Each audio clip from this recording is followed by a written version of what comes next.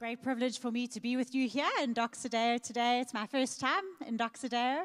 I've driven past it many times and just, such a privilege to be able to meet this family that I have not yet met, part of the family of God that I've not yet met. So thank you for welcoming me. Can we just be family from the start? I'm not very good at meeting new people. I'm not very good at being a guest. I'm much better at being just relaxed in a house. So if we can do that, that would be really great. Are we good with that? Don't you ever wonder if we could encounter Jesus like they did in the Bible? In the days of the Bible, we hear this message from Belinda, and it's all so beautiful, and you think, yes, but if only Jesus was standing here in front of me, if only I had him to hold on to, if only I had him to talk to face, if only we could encounter Jesus the way they did in the times of the Bible. Because we live in a fallen, broken world, don't we? The Bible tells us that we are living in a fallen, broken world and that we are enduring the futility that is a consequence of human sin.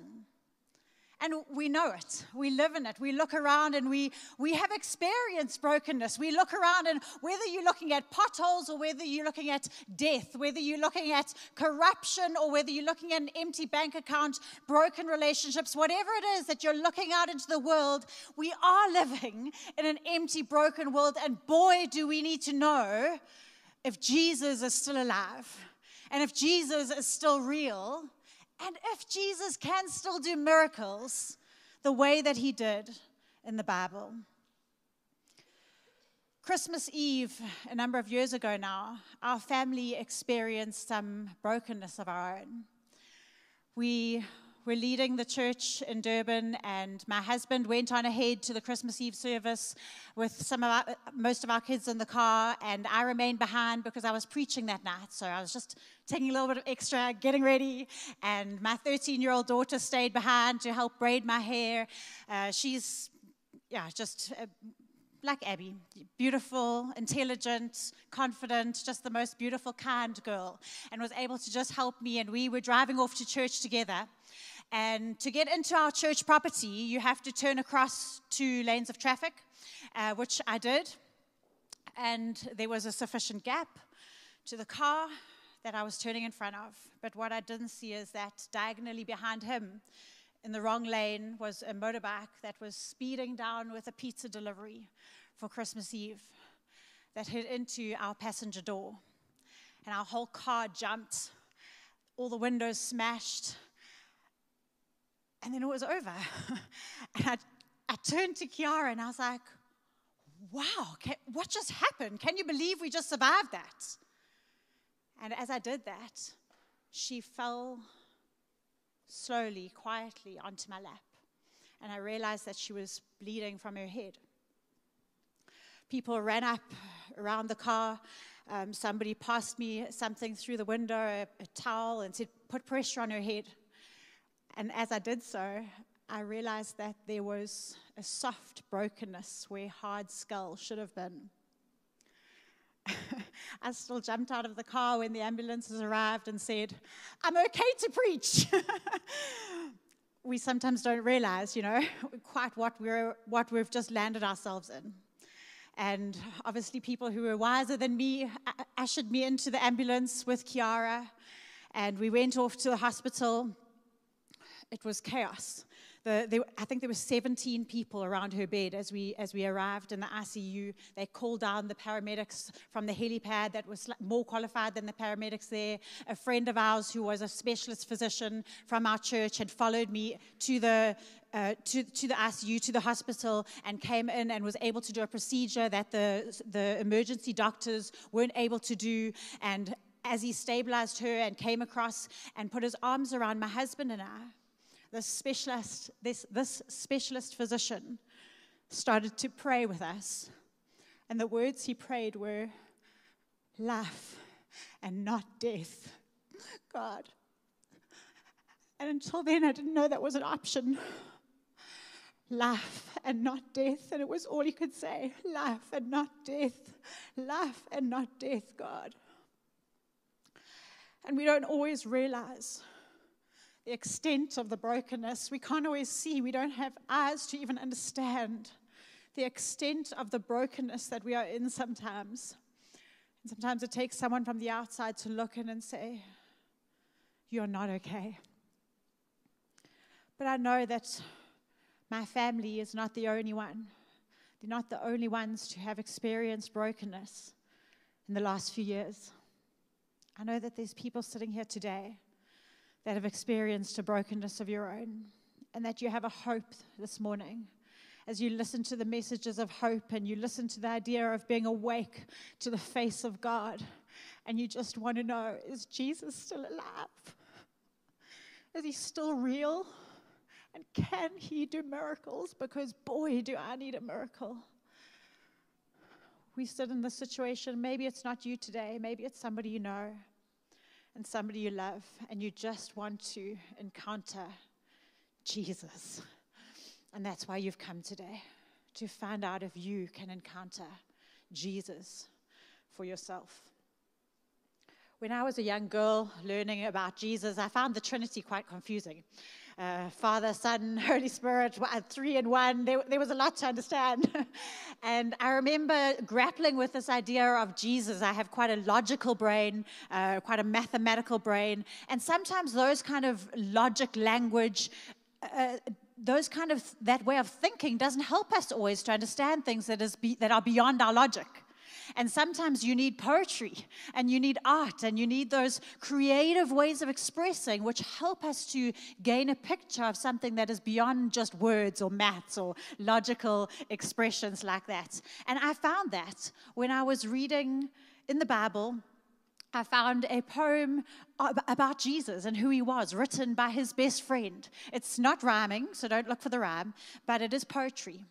When you listen to the poetry, and many of you will be familiar with it. It is how John, Jesus' best friend, introduces him in the gospel according to John. And he says this in John chapter 1. "In the beginning was the Word, and the Word was with God, and the Word was God. He was with God in the beginning. Through him all things were made. Without him, nothing was made that has been made. In him was life, and that life was the light of all mankind. The light shines in the darkness, and the darkness has not overcome it.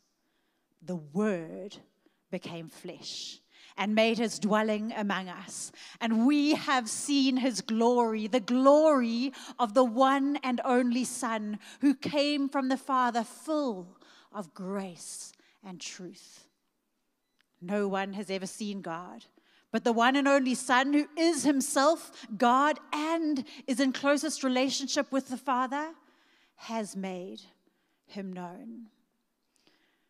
And that is how I came to understand who Jesus was. Even as I speak to you, my words, as they're getting to you, are getting to you. I don't have to walk over and touch you on the shoulder for me to reach you this morning. The Word of God, the very expression of God, his creative expression, how he made the world through him, through his Word, made flesh and dwelling among us, the light to our eyes, all of that. It's not logical, it's not full of literate sense, but it's literary in the most creative and beautiful way. The very expression of God is who Jesus is. Jesus remains with us to this day by his Spirit and in his Word. And if you want to encounter him, he is nearer than you think.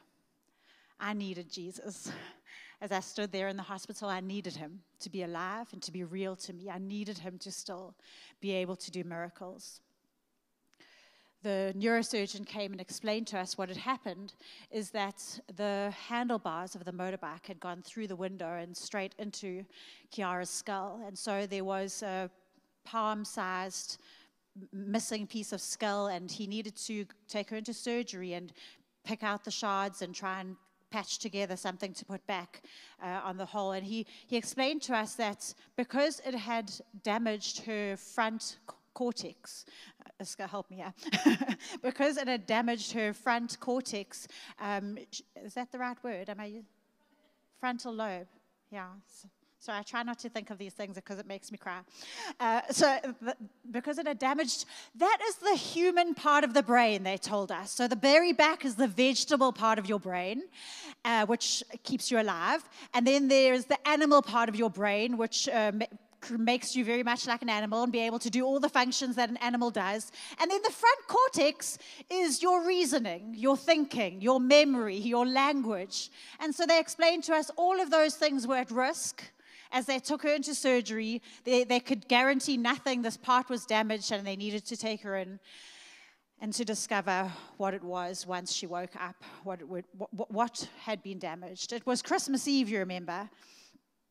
As a family that are involved in church, we do Christmas on Christmas Eve because Christmas morning is a busy morning for us. We're getting into church community early in the morning. And so the rest of our kids were sitting at home unaware of what had happened, knowing that we'd gone to hospital. They didn't quite know why. They assumed that Kiara had fainted or something small had happened. And they were waiting for Christmas Eve to begin. And so we were told that the surgery was going to be long. She was taken in at about 8 p.m. at night. It would be about a 4-hour surgery. And so they suggested to us that we go home and go and be with our family, which we did.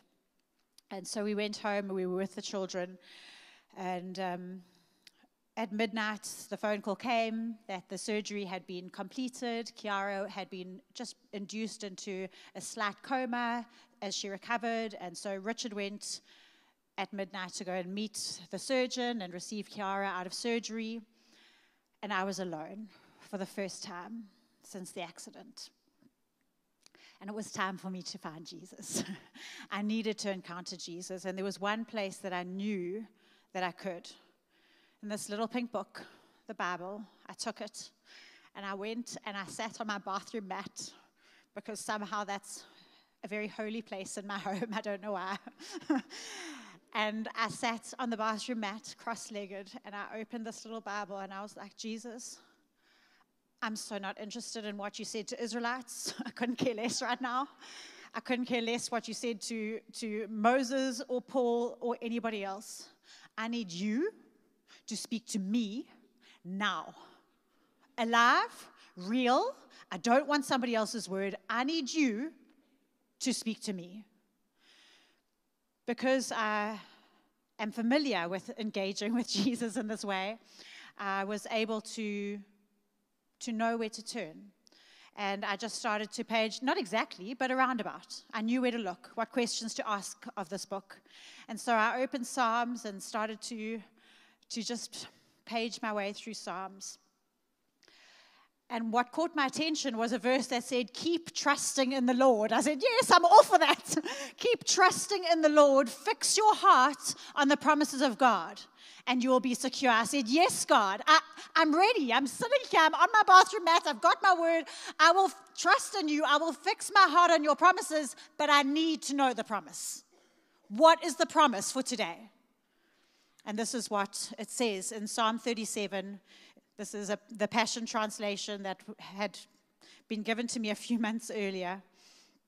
And it says this from verse 3. Keep trusting in the Lord and do what is right in his eyes. Fix your heart on the promises of God, and you will be secure, feasting on his faithfulness. Make God the utmost delight and pleasure of your life, and he will provide for you what you desire the most. Give God the right to direct your life, and as you trust him along the way, you'll find he pulled it off perfectly. He will appear as your righteousness, as sure as the dawning of a new day. He will manifest as your justice, as sure and strong as the noonday sun. Quiet your heart in his presence and pray. Keep hope alive as you long for God to come through for you.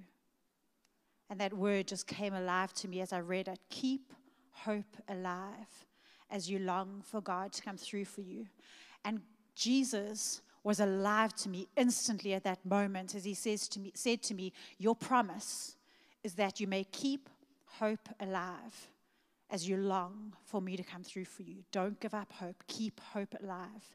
Keep fixing on the promises of God, which is that you can keep hope alive. In that moment, I took hold of that. I took hold of the hope, because I don't know how many times you've read in Scripture, but it says, my hope is in the Lord, my hope is the Lord. My trust is in the Lord, my trust is the Lord. The hope that I took hold of was Jesus. But if you have ever swung a little child around and asked them to reach out and hold your hands, you don't trust in their grip, do you? You reach beyond their grip as they hold onto your wrists, and you hold them on their wrists, on their forearms, and it is your grip that holds them as you swing them around and round. And it is like that when we reach out and hold on to Jesus too. You reach out, I reached out, and I held on to the word that he gave me. But in that moment, my grip was pathetic. It was sincere, but it was pathetic.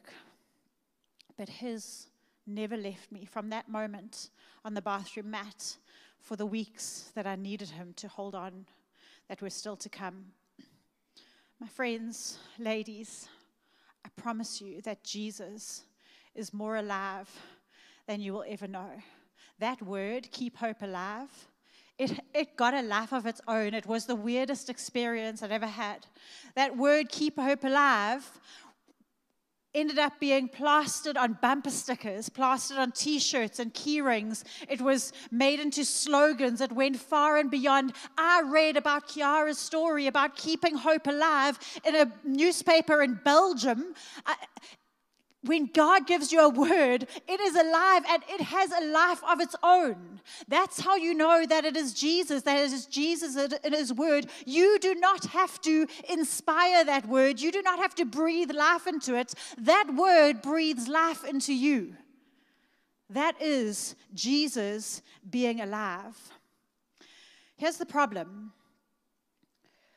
We used to get in the olden days, when I was a kid, little promise boxes of little verses and scriptures, and you could pick one out. It was a little bit like a Christian horoscope. It was kind of cool. We liked it. But that was your verse, and you had it. The trouble is, it was just one verse. And when you meet a person, you have to take that person in its entirety, in their entirety. My husband, as an example, is like the full package. I mean, I don't want to make you jealous, but he is handsome, intelligent, kind, brings me coffee in the morning, loves Jesus. He's seriously the full package. But the first time he asked me on a date, I said no. And look, I mean, beautiful blue eyes, kissable lips, but it was the nose. And it wasn't a big thing, but also it was a big thing. And here's the thing about people, is you don't get to take part of them. You don't get to say, you're amazing, love your eyes, can you just stick them on that, and then if it's a box of little promises, sure, by all means, put the ones you want on there and chuck the other ones over, but don't expect that to be alive. Living people, they get to decide who they are. You don't get to decide who they are. And I don't know if you noticed, but that word that God gave me, that Jesus was to me in that moment, it started with keep trusting in the Lord. Fix your heart on the promises of God. It ended with keep hope alive. But right in the middle, it said this: make God the utmost delight and pleasure of your life.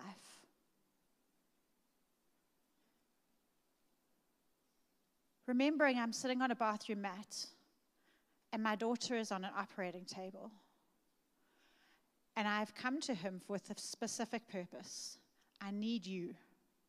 And he says, will you have me only? Wow. Will the operating table become the altar? And will I let go of my life and the child that made me a mother? And will I hold on with both hands to the word that is alive, that I do need and want more than anything. And so in that moment, I said yes.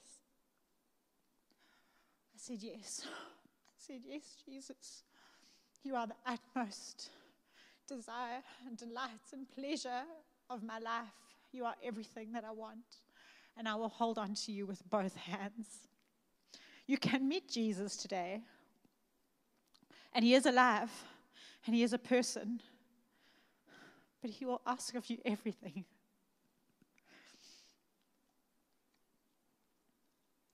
Jesus is alive. We were told that Kiara would be kept asleep for a few days as she recovered, and so we decided on Christmas morning that we would take the rest of our children to church. We believe in running to the church and running into community and into the family of God when we are in our deepest pain and our deepest grief. We believe that that is God's solution. And so my husband was going to take the kids to the church, and I was going to go and sit next to Kiara's bed just in case. And so we were getting ready for the day. And my husband was in the kitchen getting the kids ready, breakfast, and I was in the bedroom packing a little day bag. And I heard the phone ring, and I heard him answer the phone. And he was very businesslike, very serious. Yes, I understand. Yes, I do. Yes, you do have? Yes, I do understand. Yes. Okay, yes. And then our 11-year-old boy screamed, Mommy, come quickly. And I came running down the passage to find that my husband had collapsed on the floor. The phone had fallen in front of him, and he couldn't talk. And I fell down at my knees in front of him. And I said, what happened? What did they say? What did they say? And it took a while for him to be able to articulate. And when he did, he said that Kiara's brain had not stopped swelling through the night. And her brain pressure was quite extreme to the point where fresh blood wasn't coming into her brain. She couldn't get oxygenated blood into her brain because of the pressure within her brain. And they needed to rush her into emergency surgery. That's why they were phoning him to get his permission, so that they could remove half of her skull and place it into her abdomen to try and keep it alive in the hopes that they would one day be able to put it back if the pressure had come down. That would just relieve pressure and hopefully allow blood to flow into her brain. And so we rushed off to the hospital. She was already in surgery by the time we got there a few minutes later. That surgery was another 4 hours. That afternoon, Christmas afternoon, they phoned us again and said it has been unsuccessful. The brain pressure hasn't reduced at all. There's no fresh blood flowing into her brain. During the night of Christmas night, she slipped into the deepest coma that you can get. The Glasgow coma scale, 15 means you're alive and doing the can, and 1 means you are dead. And she was in a level 2 coma. Absolutely no communication between her body and her brain. They do tests to see if there's any communication, and there was no communication between her body and her brain. Grief is a funny thing. You can't live in that space. You can't live in that depth of our brains, our emotion. We just can't live there. And so it comes in waves. And we were sitting there, I think it was Boxing Day, the next day. At this day, we were waiting. Her heart had failed during the night, and she'd been resuscitated. And they said to us, she is now in the lowest. The greatest hope that we have for her is that she would live in a vegetative coma. The doctor's greatest hope for them. That's obviously a medical win. And so we were waiting. They said that she's likely to pass away or live in a vegetative coma. And so we were waiting through the day for her to pass away. There was no longer any concern or risk of infection. We let in the grandparents and the brothers and sisters and friends to say goodbye to her. And I got up to greet somebody that had arrived to give their condolences. And as I got up, it just hit me again. And I just said, I'm actually going to be sick. And I ran to the hospital bathroom and locked myself in the cubicle. And it was like being tumbled in the waves, where there's water going in everywhere, and you're just out of breath, and you're just dying. And I literally just started to sink to the floor, and all I could say was, fix your heart, fix your heart, fix your heart, fix your heart on the promises of God, fix your heart on the promises of God. Keep hope alive, keep hope alive, keep hope alive, keep hope alive. Fix your heart, fix your trust in the Lord, fix your heart. And as I said these words over and over again, they became like oxygen to me. I became able to breathe underwater. The waves didn't stop, but I found like my feet found solid ground. And outside the cubicle door was my mom and my mom-in-law and one of my closest friends, and they were whispering and they were knocking on the door and they were saying, let us in, let us in. But friends, when you're in that space, you can't anchor on something that also is not anchored. And as much as they loved me, they were not real enough. They were not solid enough. I was going to be washed out to sea. And if I grabbed onto them, they were just going to come with me. That's what I felt. I needed somebody who was real enough to be able to be an anchor in a time when death was the waves and the swirling water that was pulling me under. And the only person that I found was the person of Jesus, who is not only alive, but he is more real and more rock solid than anybody that you have ever met. Jesus is well able to be the rock that is your firm foundation, that can handle when waves are coming against you. That anchor that you need is somebody who is able to go through death and beyond and hold you fast. Jesus is alive, friends, and I have found that Jesus is more real than the person sitting next to you. Jesus is alive. Jesus is real.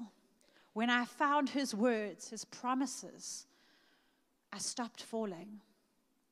And I learned to breathe in that space again.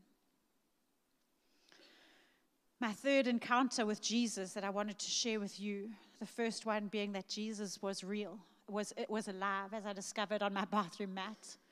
Jesus was real, as I discovered in a hospital cubicle. The third one was in the ICU, sitting next to my daughter's bed. And I learned that Jesus, he is still a miracle worker. Jesus is still a miracle worker, and he still does miracles today.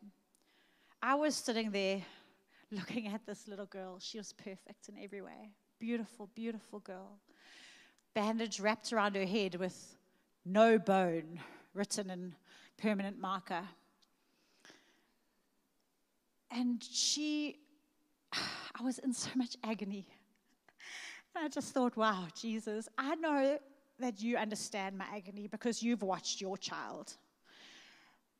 As Father God, you watched Jesus go through something, and I'm watching my daughter Kiara go through something. But I'm also your child. And you're watching me go through something, and how can you bear it? How can you bear to see the pain that I'm in right now, God? How can you bear to look at me when I'm in so much pain? If you've ever sat in ICU, death roars. Death is a loud roar. Through the cries of parents and the explanations of doctors and the moans and groans of people, death roars in the ICU. We talk about Jesus as the Lion of Judah. Judah was the tribe that he belonged to, and lion, well, that's self-explanatory here in South Africa. But as I sat there, I could hear death roaring, and I could hear the Lion of Judah roaring back at death, and I knew it wasn't my battle to fight. I was a spectator, but it was my job to stand in the midst of these roars that were going over my head and over my child. And I was like, God, I just don't know if I have the strength to stand here, even though you're roaring and death is roaring. And I opened the little pink book, and I said, give me another word. I love the word you gave me 2 days ago, but I need a fresh one. I need one for today. And I opened this little book into Romans, and as I read, wow, I encountered a miracle-working God. Because only a miracle-working God can do the miracle that he did in me in that moment as a mother looking at my daughter. And as I read to you, I wonder if you, holding in mind the brokenness that you have in front of you, the brokenness that you need Jesus to do a miracle over and for and in, I wonder if he can heal your eyes as we read together. Romans 8. I am convinced that any suffering we endure is less than nothing compared to the magnitude of glory that is about to be unveiled within us. The entire universe is standing on tiptoe, yearning to see the unveiling of God's glorious sons and daughters. For against its will, the universe itself has had to endure the empty futility resulting from the consequences of human sin. But now, with eager expectation, all creation longs for freedom from its slavery to decay and to experience with us the wonderful freedom coming to God's children. To this day, we are aware of the universal agony and groaning of creation as if it were in the contractions of labor for childbirth. And it's not just creation. We, who have already experienced the first fruits of the Spirit, also inwardly groan as we passionately long to experience our full status as God's sons and daughters, including our physical bodies being transformed. For this is the hope of our salvation. But hope means that we must trust and wait for what is still unseen. For why would we need to hope for something we already have? So because our hope is set on what is yet to be seen, we patiently keep on waiting for its fulfillment. The best way that I can describe what happened to me as I sat there is to use an analogy that might be a little bit outdated. For you younger people in the room, the older people, can you just nod and agree with me here? We used to look in the You magazine. Okay, we had paper magazines, first of all, glossy ones. And in the middle of a You magazine, there would be a picture that didn't look like a picture. It looked like a blur of colors. And that blur of colors, if you held it up or stuck it on your wall, we literally tore them out and put them on our walls, was actually a 3D poster. We didn't have those cool little glasses that you put on in movies where the image that you can kind of see with the glasses off, you put it on and now you can see clearly. It wasn't like that. If you looked at this poster, you could see absolutely nothing. Will you put up the picture of what the poster looks like that adjusts your focus? That's how it looks. No picture, okay? So that is literally one of them, but don't try now. So we would put that on our walls, right? And we would stand back. But here's the trick. You can't look at the blurry mess of colors. You have to try and look through the colors. Imagine a focal point over here. So then you stand over here and you look at the poster, but you look through the poster at a far distant focal point. And as you do so, the picture comes into focus. The easy one, most of us got to see this one, even people who struggled and kept getting squint eyes, is that just short of the focal point, you would see the Eiffel Tower coming into picture. And it was beautiful to see. That was an easy one. Most people got to see that one. There was another poster that was really tricky, and that was the picture of a man's face.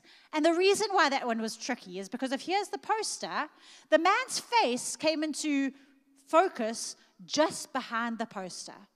But if you tried to look at him, you lost it. You had to keep your eyes focused on the far distant focal point. And so that was really tricky. The Eiffel Tower was easier because it's so close to the focal point. But the man's face was very difficult to see because it was just behind the poster. It was like that. Looking at the mess that was my daughter lying in front of me.